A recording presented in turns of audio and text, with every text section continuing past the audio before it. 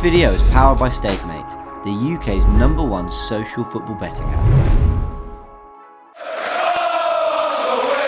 AFTV Stricto 3-0 to Arsenal, right? He was top of the league, as that guy says, right?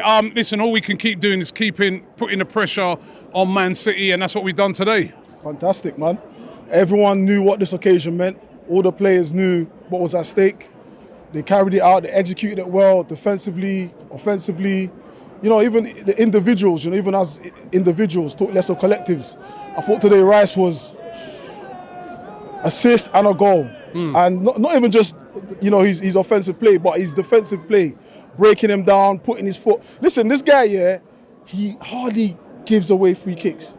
His timing for retrieving the ball is something that isn't spoken about a lot. Do you know what I'm saying? He's a fantastic player. And at the end of the day, all we can do is keep winning and keep winning by margins like this, because as far as I'm concerned, if City drop points, the goal difference is the extra point for us. So it's important to keep blasting teams the way we're doing now.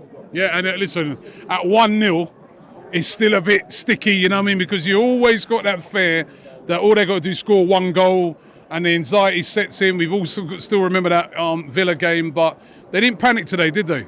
It was very, very, very controlled. Like there was, moments in the game when Bournemouth had a lot of possession, and you can see every time they came forward, it was very intentional.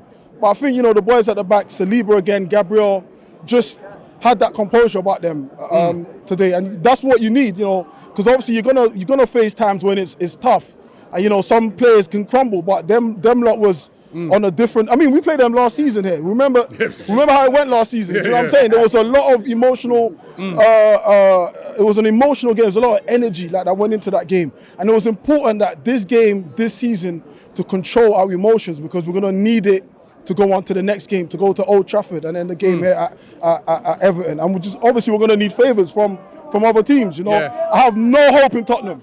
Zero. In fact, Tottenham ain't doing shit. They got Arsenal. You don't think Tottenham will do us a favour? Powerless. Tottenham are absolutely powerless. They're cowards and they're powerless. Two things. I'm not expecting nothing from them. And the whole cheek for people to say they're the kingmakers. King what? Tottenham can't make themselves princesses. Don't let them make people kings. Do you know what I'm saying? Enough. I'm tired of Tottenham. But what I want to say though, I do want the media to start giving us credit now. Yeah, because there's two things I keep hearing now. The narrative is, if Arsenal don't win it, Arsenal are butlers. And then in the same media will say City are juggernauts, City are a machine. Which one is it? Is it the machine, or is it, which one is it? You can't be both. All I want is for people to recognize this team is moving where it needs to move. The fans are behind the movement, like every single fan. Home, away, people in Australia, people in Sudan, wherever the fuck you are, everyone's behind this movement. And that's all that's gonna get us to cross the line. We just need to, keep believing, even if we don't make it. Do you know what I'm saying? Even if we don't win the league this season. But what we've achieved this season, listen, Wenger made this our house. Arteta made it our home.